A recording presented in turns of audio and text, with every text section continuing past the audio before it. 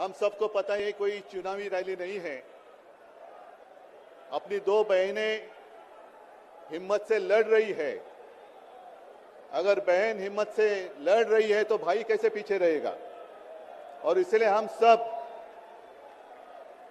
दोनों अपनी जो बहनें हैं, कल्पना जी हैं, सुनीता जी हैं, आप चिंता मत करो।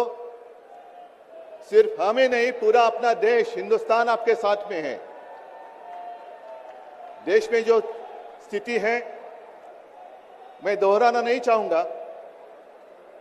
एक कुछ दिन पहले आशंका थी कि क्या हमारा देश तानाशाही की ओर चल रहा है, लेकिन अब वो आशंका नहीं रही, अब वो सच्चाई है। अगर बीजेपी सरकार को ऐसे लग रहा होगा कि अरविंद जी को अरेस्ट किया, हेमंत जी को अरेस्ट किया तो लोग डर जाएंगे, लेकिन उनको आज तक पता नहीं, उन्होंने अपने देशवासियों को कभी पहचाना नहीं। मेरे भारत का हर कोई डरने वाला नहीं, लड़ने वाला है। और अगर हिम्मत है तो बाकी आपकी सारी एजेंसीज हैं, ईडी, सीबीआई, इनकम टैक्स, जैसे हम इंडिया गठबंधन बनाकर सबके सामने आए हैं।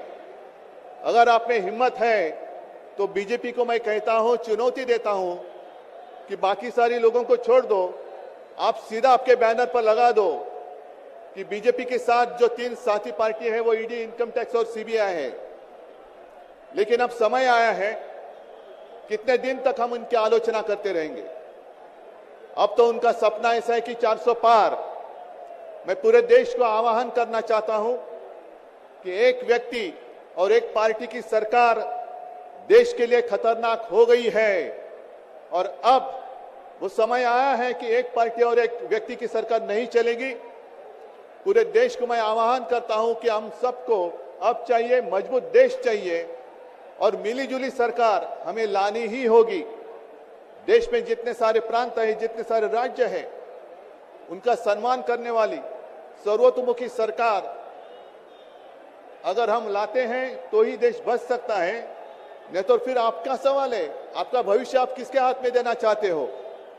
हम सारे आए हैं चुनाव के प्रचार के लिए नहीं आए हैं, हम प्रजातंत्र की रक्षा के लिए आए हैं।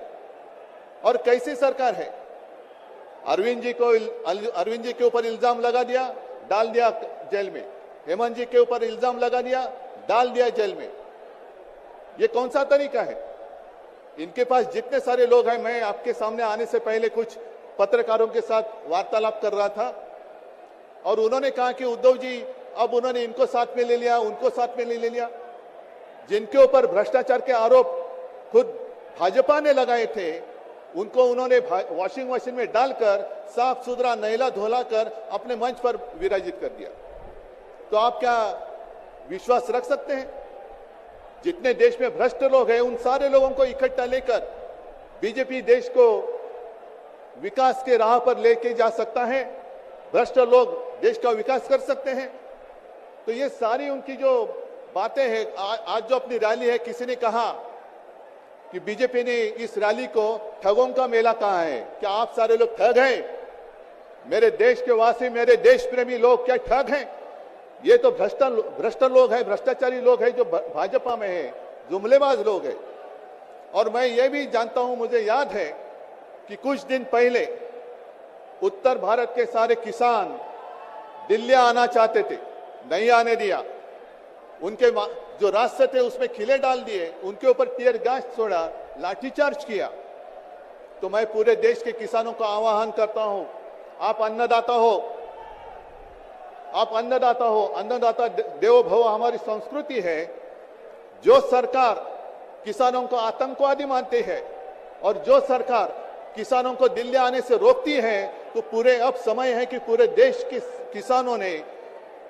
किसानों को आतंकवादी समझने वाली भाजपा सरकार को दिल्ली आने से रोकना होगा। जैसे आपकी राह, उन्होंने आपके रास्ते दिल्ली आने से रोकी थी, वैसे अब किसानों ने बीजेपी को दिल्ली आने से रोकना ही होगा। और एक नारा जो मैंने मुंबई में दिया था, वो जो कहते हैं कि आपकी बार 400 पार, मैं आपको आह्वान करता हूं कि जहां से आप आए हुए हैं, आप जाओ, अपने घर पे जाओ, जहां भी जाएंगे, गांव में जाओ, लेकिन एक नारा आपको देना होगा तानाशाही के खिलाफ।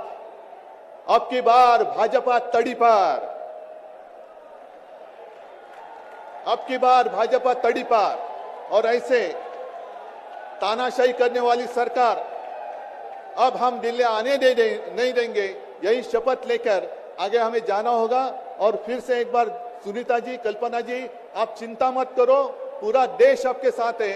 आप लड़ाई जीतेगी और हम सब लड़ाई जीतेंगे, प्रजातंत्र जीतेगा। जय हिंद।